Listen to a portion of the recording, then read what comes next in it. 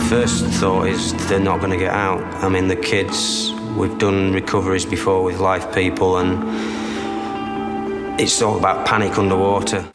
Hello, I'm Paul Barry. Welcome to Media Watch. And if you were watching Four Corners last Monday, you'd know that interview with British cave diver Jason Mallison was one of the highlights of their one-hour special on the amazing Thai cave rescue. But if you tune into Sunrise next morning, you'd have discovered that Seven had the exclusive too. The rescuers behind the Thai cave miracle have revealed incredible details of the perilous operation.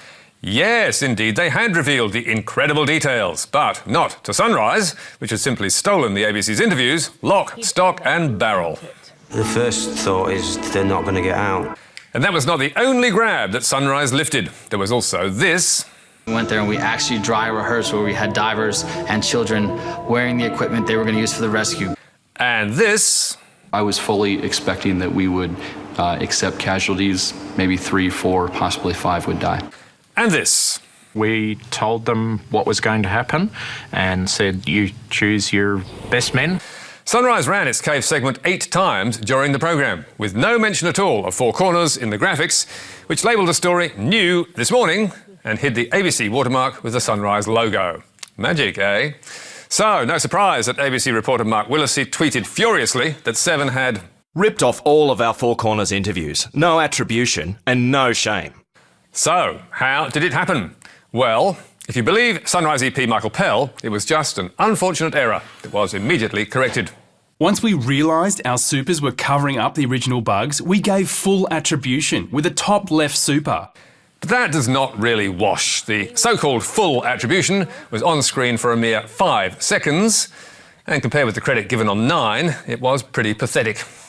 Meanwhile, in the face of mounting criticism, Pell has objected to being branded the Daily Mail of TV and promised won't be happening again. Our policy remains full attribution. But if that's so, how come a similar error occurred just a week earlier with this graphic of the cave system, also pinched by Sunrise from ABC News, also without attribution? Funny, eh? And how did this copycat story about a Canberra woman, Jessica Kelly, losing her sense of smell, sneak in 3 weeks ago? Imagine if you lost 2 of your most important senses and could never again enjoy your favourite foods, missing out on walking up to the waft of sizzling bacon, enjoying fresh buttery popcorn at the movies, or the invigorating scent of newly cut grass. Who wrote this? It's so funny. Who wrote this? Good question. Might have been someone at the ABC, which broadcast a remarkably similar story 4 days earlier. Imagine being unable to smell freshly brewed coffee or newly mown grass. The ABC also published its story about Jessica Kelly online, with those lines about bacon and popcorn. And come the weekend, Sunrise was helping itself, taking all of the ABC's footage and getting Jessica to tell them about chocolate. Things like chocolate that I used to love are really not, pleasant for me anymore. Which is what she told them in the ABC's original story. She doesn't enjoy food she once loved, like chocolate. Can you taste it though? No. Sunrise also used the ABC's footage of Jessica checking her fire alarm and getting milk from the fridge and asking her boyfriend to smell it. In fact, Greedy Sunrise ripped off more than a minute of the ABC News report to illustrate their story and did not tell viewers where it came from. So, remind me of that promise from Sunrise's Michael Pell? Won't be happening again. Our policy remains full attribution. Excuse me while I choke on my cornflakes. But now, let's go to Britain and a famous High Court victory last week. British music legend Sir Cliff Richard has won more than $370,000 in damages in a privacy lawsuit against the BBC. The judge ruled a live broadcast of a police raid on his home was a breach of privacy.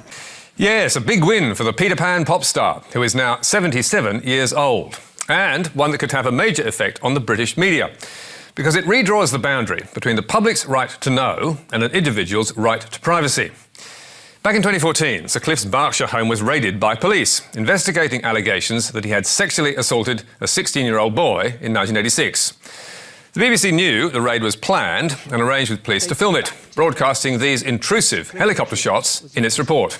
The cars could be seen as they parked and as the police team made its way towards the empty apartment owned by Sir Cliff Richard. Sir Cliff was in Portugal at the time and hadn't yet been arrested or charged. And as it turned out, he never would be. Police dropped the investigation in June 2016, but left his reputation in tatters. Last year, the police paid Sir Cliff £400,000 in damages, but the BBC decided to fight it in court, arguing its reporting was justified and in the public interest. And then last week, the BBC lost, leaving Sir Cliff relieved, but still angry. I've had to suffer all of this, financially but more importantly, emotionally, for what? For absolutely doing zero. The judge ruled the BBC's coverage of the raid breached Sir Cliff's privacy and damaged his dignity, status and reputation. On the steps of the court, the BBC's head of news, Fran Unsworth, apologised to Sir Cliff, but expressed concern at what the judgment would mean for British press freedom. The judge has also made clear that even if there'd been no footage of the search and the story had less prominence, the very naming of Sir Cliff would have been unlawful. This creates a significant shift against press freedom. This means police investigations and searches of people's homes could go unreported and unscrutinised. And veteran BBC reporter John Simpson asked, how many crooks and scumbags would try to take advantage of this? In future, it seems, the media will only be able to report such raids once the person concerned has been arrested, which, in my view, in cases like this, is perfectly reasonable. But the BBC is not alone in thinking it unfair. Writing in The Guardian, Roy Greenslade said the landmark ruling sets a precedent whereby a celebrity's right to privacy trumps the public's right to know. So, what could Sir Cliff's victory mean for the Australian media? Matthew Collins QC, who acted for Rebel Wilson in her defamation case against Women's Day, told Media Watch, it is unlikely an Australian court would protect a celebrity in circumstances similar to those involving Sir Cliff. And he says that's because there is no right to privacy enshrined in legislation here, as there is in the UK. But barrister Michael Rivett, who's been testing privacy law in Australia for several years, thinks the case will have an impact. And he told Media Watch, I'll be referring to this case to try and change the law in future. And he says the media here would be wise to treat the Richard judgment as a warning of what could happen. The press have taken a real beating in England in terms of privacy. The courts have been critical of their conduct, and that's really come through in the Cliff Richard case.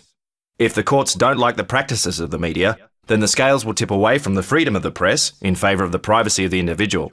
And he adds, salacious allegations against Sir Cliff on the front page may increase circulation, but that is not the test journalists need to apply. But now to a quiz. What do the following have in common? Here is clip number 1 from Channel 7. Running riot across our suburbs. The new gangs police won't acknowledge. The latest attack just days ago. Their crimes are sending chills across Australia. And here is clip number 2 from Sky News. Sarah is known for liking men. The rumours about her in Parliament House are well known. So I just said, well, stop shagging men then, Sarah. Got the answer? Well, both have attracted the rage of a group called Sleeping Giants Oz, which is an Australian copy of the powerful US social media campaign to make bigotry and sexism less profitable. The US campaign works by using social media to pressure advertisers into withdrawing support for so-called hate speech. And against the ultra-right-wing site Breitbart in particular, the US Sleeping Giants have achieved remarkable success. Their model of polite, carefully targeted, crowdsourced activism has resulted in nearly 4,000 companies adding the site to their programmatic advertising blacklists. So, will the Australian campaign have a similar impact? 2 weeks ago, Sky's Monday night version of the Bolt Report was, as usual, chock full of ads. The celebrations continue at Kia. Experience smooth, creamy milk chocolate. But 1 hour later on Outsiders with Rowan Dean and Ross Cameron, where David Lionhelm had appeared, there were no ads at all, just free in-house promos for Foxtel and Sky. American Horror Story Cult begins Thursday, July 26 on Showcase. Sky News Extra on Channel 604 is the new home of live coverage of parliaments nationwide. And that apparent advertising strike, which left Outsiders ad-free for 4 episodes in a row, soon had Andrew Bolt firing up, branding it this war against Sky News, this vicious campaign over the past week to drive Sky News off your screens and out of business. Bolt went on to claim that Sky's enemies were using the Lionhelm incident as an excuse to attack. Many activists and journalists of the left, they hate Sky. They always have. And so these activists are now misusing Hanson Young's victory. They're turning that victory into an ideological weapon to smash Sky. And 2 weeks ago, it looked like Sleeping Giants might actually be winning. Confirmed, Scenic AU will stop advertising on Sky News Australia. Brave and principled, we all appreciate your stance. Thank you. Over on Seven, Sleeping Giants was also making some impact on Sunday night over its controversial programme on African gangs, where one or two advertisers were also wavering. But fast forward a fortnight, and both shows seem to have weathered the storm.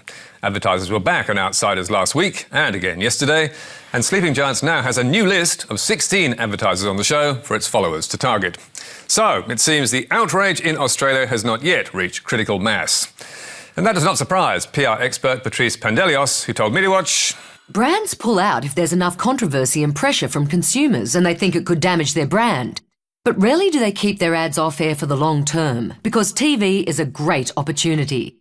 But regardless of whether it could work here or not, is this sort of activism to be welcomed? Or is it an attack on free speech? Sleeping Giants Oz told us, we're simply saying we find media targeting people because of their race, the colour of their skin, their religion or their sexual orientation is unacceptable. Companies are at liberty to say, yes, we agree, and withdraw or change their advertising, or they say we are comfortable with the content and continue to advertise. Fair enough, but we reckon the bar needs to be set pretty high. And another way to boycott programmes like Outsiders and Sunday Night if you don't like what they say is switch them off. But finally, to a sporting tragedy in the West. We're starting with some unfortunate news, not only for West Coast fans, but just AFL fans in general, because star ruckman Nick Naitanui has yet another long stint out of the game. Yes, a tough break for the player. But news of his injury was soon overtaken by an even bigger drama. The team arrived home in Perth last night, taking the ruckman through a side door. But look at this, the club's so-called integrity officer doing his utmost to keep the waiting media at arm's length. Out. Go on, you've got enough. Get out of here. It's private property. It's private property. Get out of here. Don't touch the camera. So-called integrity officer indeed. The Assault on News cameraman by the official Peter Staples had AFL circles buzzing, particularly in Perth, where it was news on Channel 10. Emotions running high during testing times. Get out of here, all of you. All of you, go! And one of the lead items on Nine's Perth News. So, why the fracas? Well, networks were invited to film the player in the airport, and when he didn't appear, they found him in the car park and got their shots. That is fair enough, we reckon.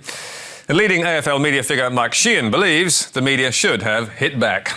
I'm staggered that nothing's come of this. The Media Association in Perth, if there is one, if they're the Jets crackers, they would have boycotted West Coast this week. So, where was AFL-loving Channel 7 in all of this? On its National Footy show on Monday, pundits condemned the thuggish behaviour. What is wrong with a bit of vision of a player that's injured getting into his car? That's an embarrassment for the West Coast. But if you watched 7 News in Perth, you would have not seen the brawl. On crutches, his right knee bandaged and strapped with an ice pack. Seven's camera person was one of those assaulted, but strangely its story cut out before the melee. So, why might that be? Well, Seven's not only a broadcast partner of the AFL, it's also principal media partner of the West Coast Eagles. So, was that a factor? A spokesman told us no. The Eagles did not ask that we ignore the incident. We did not discuss the editorial content of the story with them, and we did not self-censor. They say they just didn't think local viewers would be interested. Really? And the club's other principal media partner, the West Australian, also owned by Seven West Media and controlled by Perth billionaire Kerry Stokes, seems to have taken the same view. The paper didn't mention the fracas until Saturday, when the club finally apologised. Fancy that. And there's more about tonight's stories on our Facebook page or our website, where you can read full statements from Channel 7 about Sunrise and the West Coast Eagles. And don't forget, Media Bites every Thursday. But for now, until next week, that's it from us. Goodbye.